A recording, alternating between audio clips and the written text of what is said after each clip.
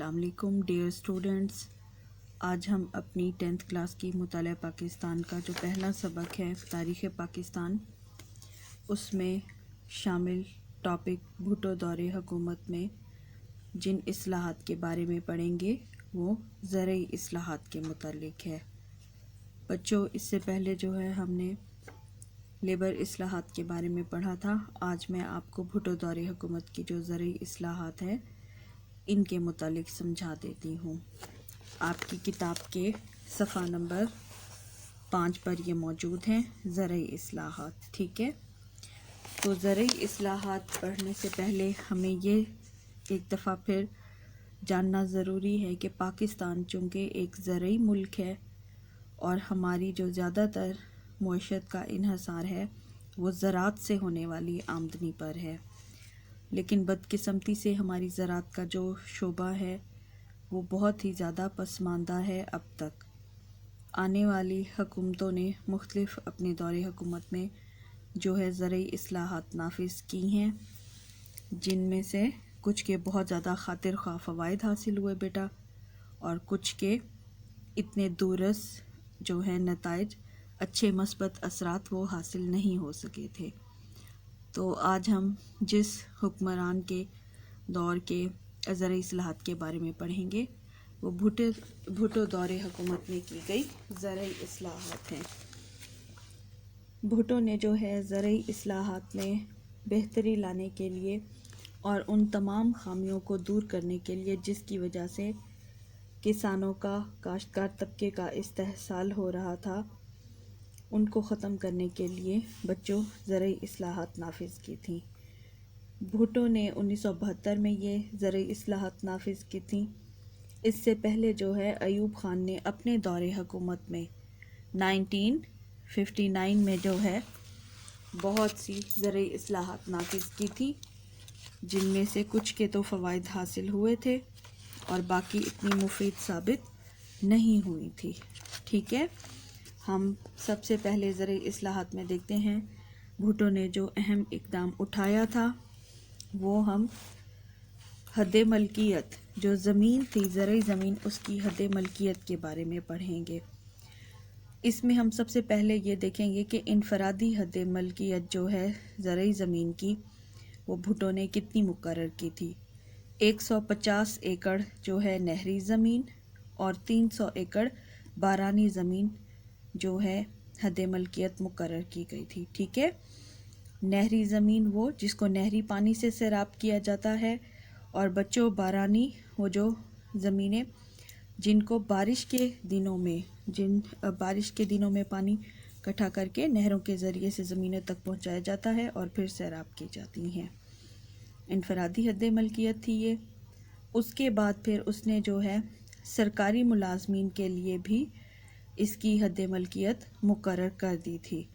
سرکاری ملازمین کے لیے یہ تھا کہ کوئی بھی سرکاری ملازم دوران ملازمت یا ریٹائرمنٹ کے بعد، ٹھیک ہے، ریٹائرمنٹ کے 2 سال کے اندر اندر اس نے جو خریدی ہوئی زمین تھی اس کی جو ہے مقرر کر دی تھی ایک فکس تعداد کہ وہ 100 ایکڑ تک ہو، 100 ایکڑ سے زیادہ نہ ہو۔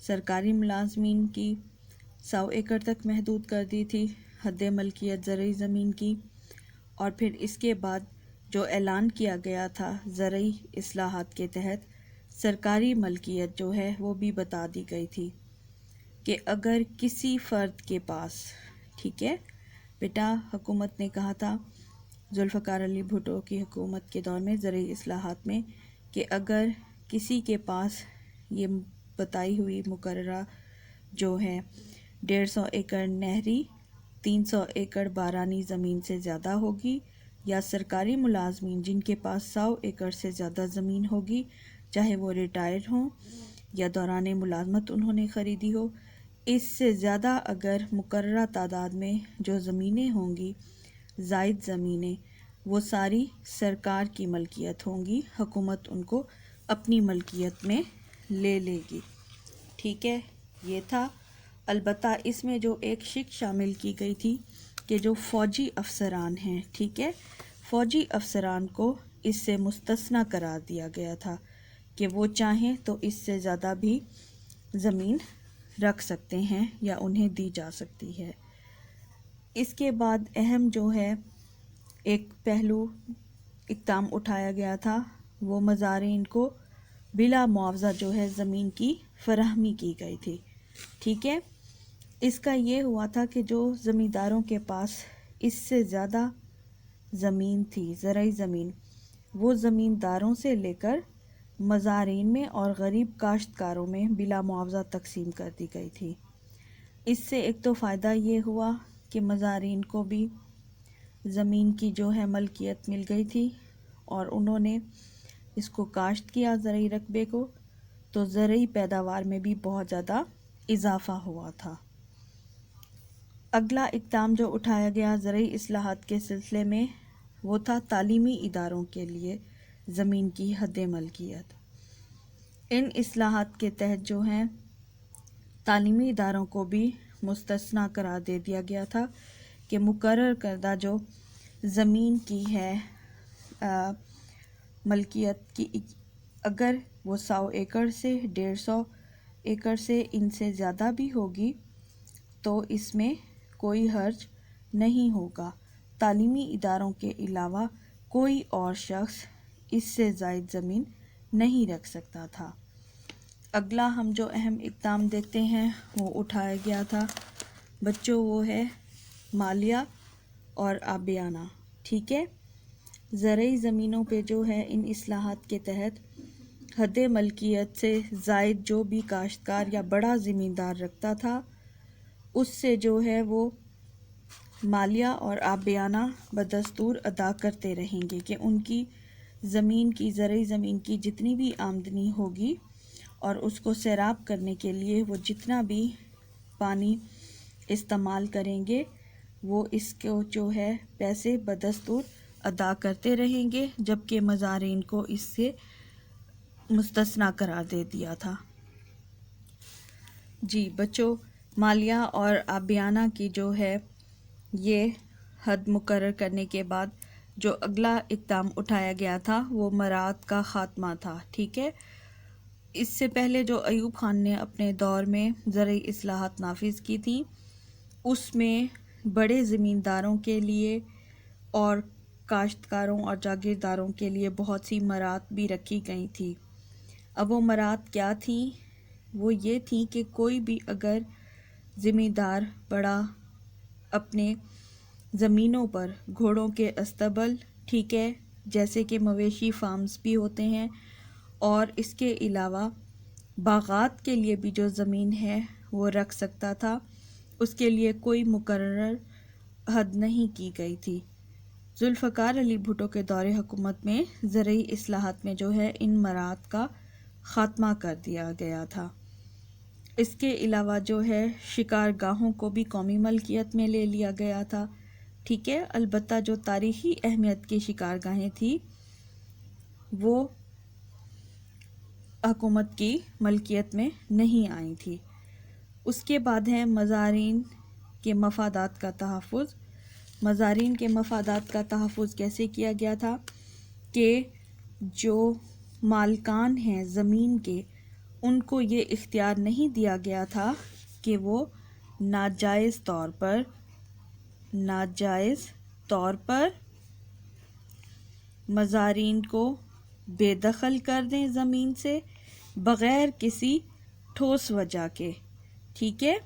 اگر صرف جو ہے غریب مزارع وہ بٹائی نہیں دے سکتا تھا یا زمین کا کرایہ ادا نہیں کر سکتا تھا تو اس میں بھی یہ صورتحال رکھی گئی تھی کہ اس کو اس کی زمین سے بے دخل نہیں کیا جا سکتا تھا۔ اس کے بعد اگلا جو کیا گیا وہ اشتمال اراضی کی اسکیم تھی۔ اشتمال اراضی کے سلسلے میں یہ حوصلہ افزائی کی گئی تھی کہ ایک ہی خاندان کے جو افراد ہیں وہ بھی چاہیں تو اپنی جو زمین ہے اس کو چھوٹے چھوٹے ٹکڑوں میں جو تقسیم کی ہوئی ہے اس کو یکجا کر کے ایک بہت بڑے رقبے پر جو ہے زراعت کر سکتے ہیں۔ اس سے یہ ہوا تھا فائدہ کہ جو مختلف جگہوں پر اور بہت تھوڑے پیمانے پر اگر کوئی چیز کاشت کی جاتی تھی اور اتنا فائدہ نہیں ہوتا تھا، زرعی لحاظ سے چھوٹی چھوٹے قطعات کو، زمین کے ٹکڑوں کو اکٹھا کر دینے سے وہاں پر ایک ہی چیز کی زیادہ پیداوار حاصل ہونے لگی تھی۔ یہ اشتمال اراضی کے لیے ایک اسکیم شروع کی گئی تھی۔ پھر مشینی کاشت کی بھی حوصلہ افزائی کی گئی تھی۔ حکومت نے مشینی کاشت کے فروغ اور ترقی کے لیے جو ہے امداد باہمی کی جو ہے اسکیمیں شروع کی تھی، اور اس پر جو ہے زرعی مشینری پر ٹیکس ختم کر دیا گیا تھا تاکہ زیادہ سے زیادہ جو چھوٹے طبقے کے ہیں کسان وہ بھی یہ حاصل کر سکیں، مشینری اور مشینی کاشت سے فائدہ اٹھا سکیں۔ اس کے علاوہ زرعی مشینری کی فراہمی، یہ بھی جو ہے ٹریکٹر اور دوسری زراعت کی جو مشینیں ہیں وہ آسان اقساط پر، قرضے پر آسان جو ہے شرائط پر دی جاتی تھی۔ اس سے فائدہ یہ ہوا تھا کہ پاکستان میں جو ہے زراعت کے شعبے میں بہت زیادہ ترقی ہوئی تھی، اور بڑے بڑے زمینداروں کی جو اجارہ داری ہے وہ ختم ہو گئی تھی۔ اس کے علاوہ جو غریب حاری تھے اور غریب مزارع تھے ان کو بھی یہ احساس حاصل ہوا کہ وہ بھی مالکانہ حقوق رکھتے ہیں، اور انہوں نے زیادہ دل لگا کر کام کیا۔ غیر کاشت جو زمینیں تھیں، بنجر زمینیں، وہ زیر کاشت آ گئیں۔ جدید طریقہ کاشتکاری کی ابتدا ہوئی، اور جو ہے ہمارا زرعی شعبہ اس نے بہت ترقی کی تھی اس دور حکومت میں۔ بیٹا یہ آج کا ٹاپک تھا زرعی اصلاحات کا۔ یہ آپ کی کتاب کے صفحہ نمبر 5 اور 6 پر ہے، آپ کو مل جائے گا۔ آپ اس کو اچھی طرح سے پڑھیے گا، کوئی چیز سمجھ نہ آئے آپ مجھ سے پوچھ سکتے ہیں۔